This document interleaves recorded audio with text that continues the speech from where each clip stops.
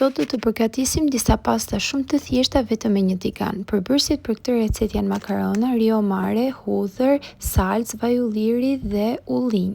Marrim ngrohësin e ujit dhe mbushim me ujë të pishëm për ta nxehur më pas. Unë kam zë filtrin e ujit dhe mbusha plot. E ndezim dhe lëm që të vlojë.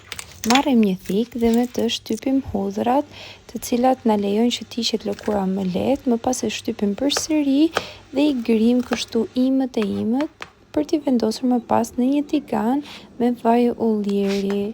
I hedhim hudhrat në tigan, por nxehtësinë e pjanurës nuk duhet ta kemi shumë të lartë sepse hudhrat do na digjen me një herë. Marrim ullinjt, i heqim për thama dhe i grim kështu imët e imët. Marrim salcën e domateve, unë kam zgjedhur nga kjo me copa, e hedhim tek hudhra dhe vaj ulliri, i hedhim pak piper dhe krip, e shtypim kështu me lugë dhe i hedhim ullinjt. Marrim pastat me formën që ju dëshironi, i hedhim në tigan dhe i përzim mirë bashkë me salcën. Më pas i hedhim ujin e vluar që e kishim përgatitur më përpara, i shtem përsëri krip nëse ka nevojë. Dhe kur uji mos të ketë shtëruar plotësisht, por masa më e madhe të jetë avulluar, hedhim konservën e ton peshkut. Në këtë mënyrë shija e ton peshkut do të jetë më e madhe se sa po ta hidhnim në fillim.